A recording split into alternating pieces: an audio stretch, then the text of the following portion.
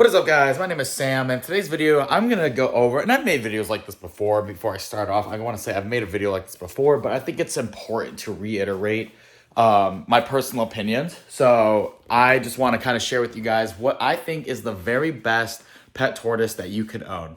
Stick around.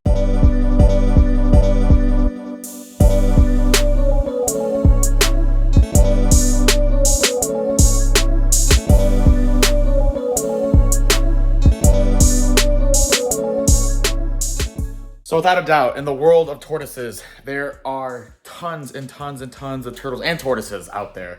You got some that get very large. You get some that can have very unique features, such as the pancake tortoise, which stay really flat. You get some that need different, they all have different requirements in terms of care. So we're not all able to replicate those same environments all the time, especially for beginner keepers who don't really know a lot about certain types of tortoises. But there is a couple of species out there that are super well adapted to being able to survive in our care, even if we're not doing things completely correct. Now, I'm not advocating that you should just go get a tortoise and throw it in a tank and, do all this different crap. Do your freaking research. It goes the same with any type of animal. Do your research, but in my opinion, the best tortoise that you can keep is the Hermann's tortoise. There's three different types. There is the Dalmatian Hermann's, there is the Western Hermann's, which are endangered, and then there is the Eastern Hermann's tortoise. Now, I personally own a group of Eastern Hermann's, and I have a couple of Western Hermann's too. I love the Western Hermann's tortoises because, one, they stay a little bit smaller. They're a lot more valuable because they are actually endangered, and their coloring is a lot more beautiful. So they need a lot of help out in the wild. So if we can get people to help to breed them, that would be fantastic because they are declining in numbers. They are getting crossbred with the ranges that extend with the Eastern Hermann's. So you're getting some different crossbreeding between the species, and we're not having some pure bloodlines like we did back in the day. But that's besides the point. This point is to talk about why the Hermann's tortoise is the best tortoise to keep. Over here you can see this is one of my male Western Hermann's that I have. He did have a little bit of an overgrown beak from the previous owner, and he's got a bit of pure mating on him. It's nothing really bad right now. It's being corrected, but he is obviously doing a lot better. I also have a little female over here as well. She's just chilling under there. So these are Western Hermann's tortoises. Now, the reason why I love the Hermann's tortoise as a tortoise is because, one, they stay relatively small.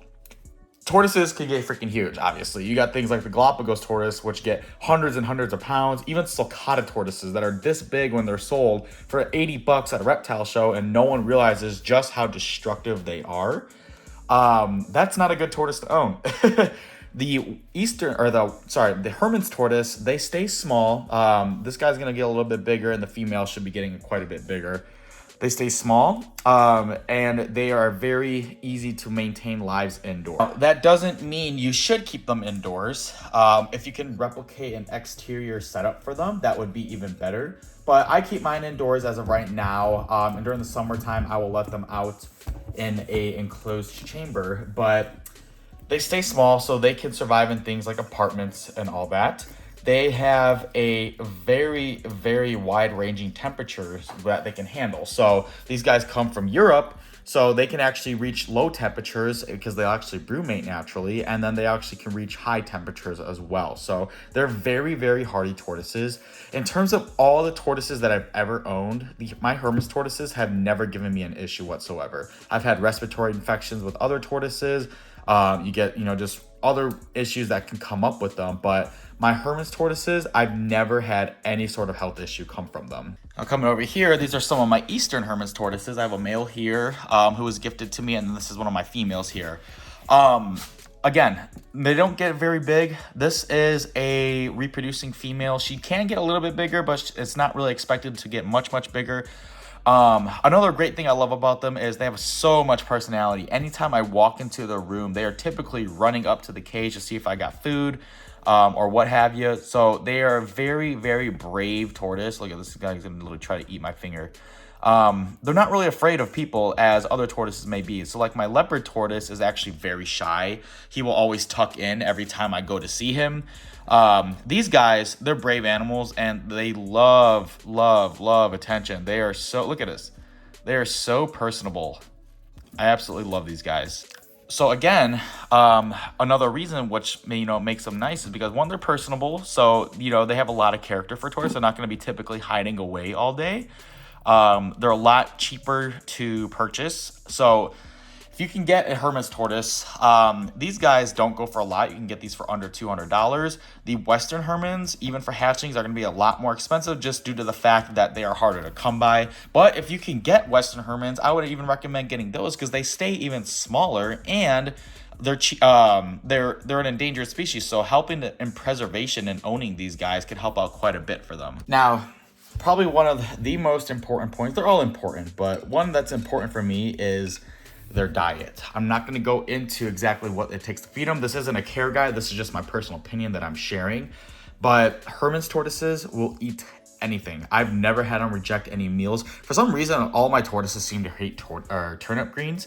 The Hermann's will eat that. They are so easy to get on different food items because they just don't care. They're just like little lawnmowers. So in my opinion, it just makes it so much easier when you have a tortoise that is willing to work with you as much as you're willing to work with it. Now, don't get me wrong. I love all my tortoises.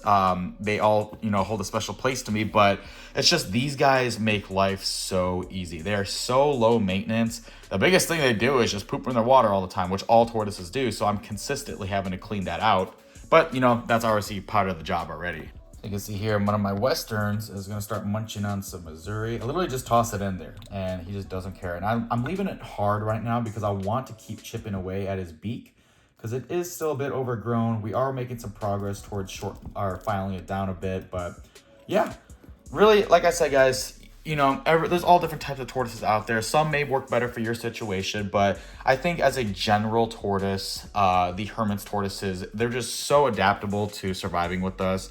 And they do such a good job in captivity. So, yeah, let me know what your guys' favorite turtle or tortoise is, and we will see you in the next video.